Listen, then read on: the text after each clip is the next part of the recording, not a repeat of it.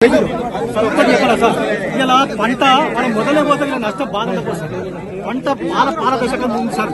నీళ్ళు అందాలి సార్. రెండు తొడలు అందేది ఉంటే ఇలా చేతి కట్టుకుంటుంది.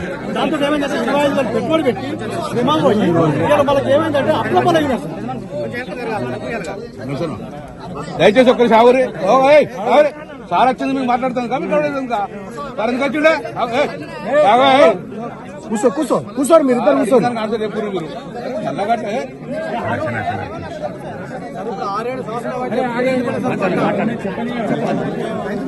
చెప్పే 6-7 సంవత్సరాలు మన గవర్నమెంట్ ఈ 6-7 సంవత్సరాలు ఈ సంవత్సరం ఎండిపోయింది పంట. నీళ్ళు ముడుపునప్పుడు ఉండే కదా సార్, నీళ్ళు ముడుపునాడు ఇప్పుడు ఉన్నాయి. ఇప్పుడు మన కలెక్షన్ నీళ్ళు ఎత్తిపోతే మాకు నారాయణపూర్ నిండితే మాకు వచ్చేది సార్. నారాయణపూర్ ఒక కుట్ర లేదు సార్ ఈ ప్రభుత్వంలో. అదే సార్ ఒక్క తడైతే అయిపోతుంది సార్. ఒక్క తడితోటే మొత్తం ఒక్క తడైతే ఎక్కువ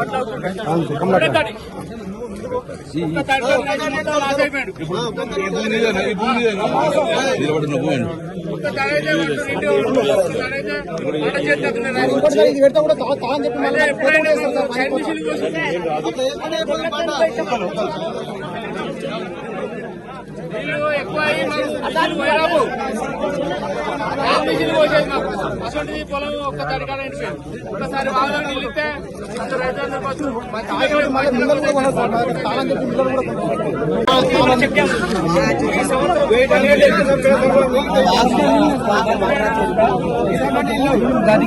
ఎస్ఆర్ఎస్పీ D18 కింద వస్తుంది. ఇది ముఖ్యంగా జిల్లా వస్తుంది. ఇరుకుల్లో వెళ్ళబోతారు. గ్రామాలన్నీ ఊరికొక 100 ఎకరాల చొప్పున ఎండిపోయినాయి సార్. అదేవిధంగా మన కొత్తపల్లి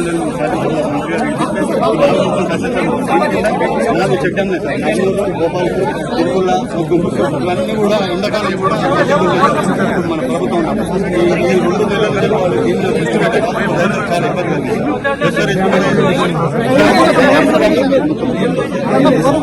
అడిగింది చెప్పండి. 5 గ్రామాలు మొత్తం చాలా అక్కడ సీఆర్ లేకుండా అన్నగారు కూడా సీఆర్ పెట్టించారు. ఈ సంవత్సరం జరిగింది సార్. 2 నెలలు ఈ సంవత్సరం జరిగింది.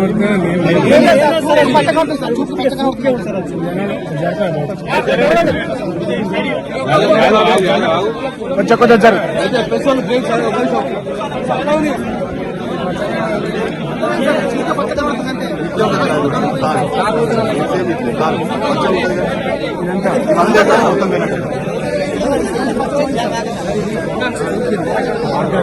రెండుంటాయి సార్. మన D18 చెరువు నింపుకునేటువంటి చెరువు నీళ్ళు పెద్దపిల్ల పడి ఉంటే బాగు నీళ్ళు ఈ రెండింటితోటి మంచి సక్సెస్ అవ్వాలంటే 10 సంవత్సరాలు అసలు ఎలాంటి ఇబ్బంది లేదు సార్. మామూలుగా సార్ పక్కపంటి మహిళపల్లి అంతే కదా,